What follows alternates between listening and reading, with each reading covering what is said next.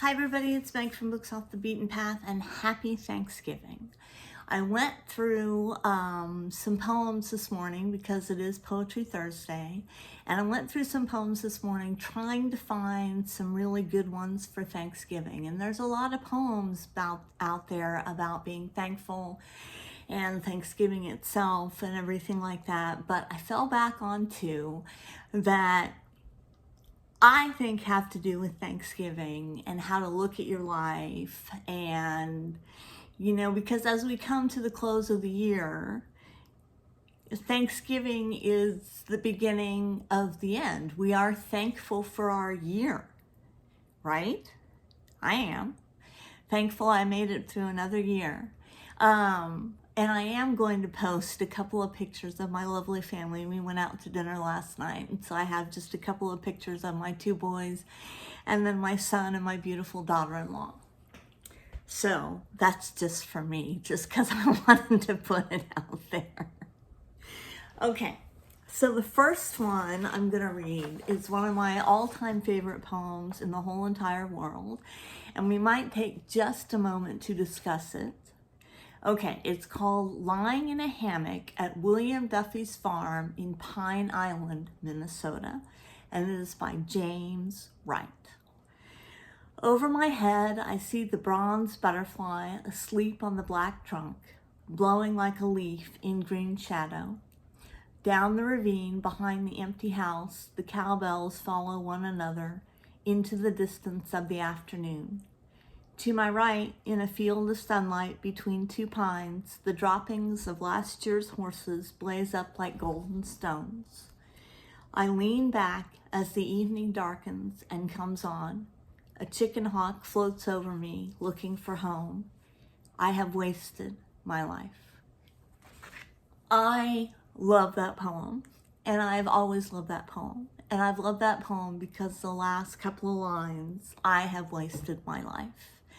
And lots of people interpret the poem in different ways, but the way I interpret it is that he has missed out on all the beautiful things that are around him, the beautiful, simple things that are in nature, and he's missed out on that, and he's wasted his life on pursuing things that are not really that important, whatever those things are.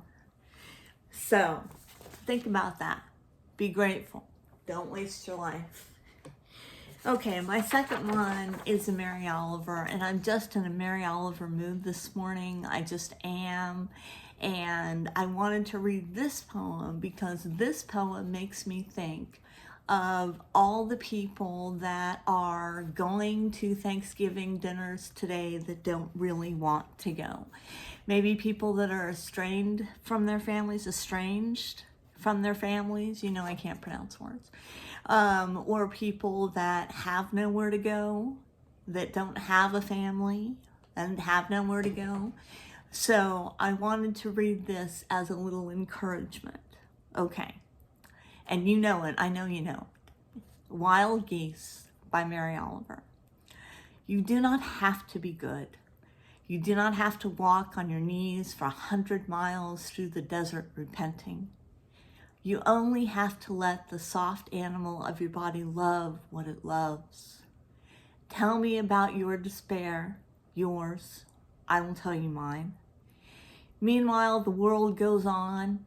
Meanwhile, the sun and the clear pebbles of the rain are moving across the landscapes, over the prairies and the deep trees, the mountains and the rivers.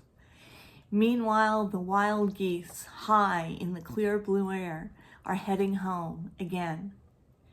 Whoever you are, no matter how lonely, the world offers itself to your imagination and calls to you like the wild geese, harsh and exciting, over and over, announcing your place in the family of things. No matter how lonely. Twitch. And that was so profound what I was talking about. Twitch. Stop. I am thankful for Twitch, but not when she becomes a camera hog. No. All right. Well, I want to say thank you to all of my BookTube friends, and I want to say thank you to everybody that watches the channel, and I hope everybody has a wonderful Thanksgiving. Say bye, Twitch. And I will check you later.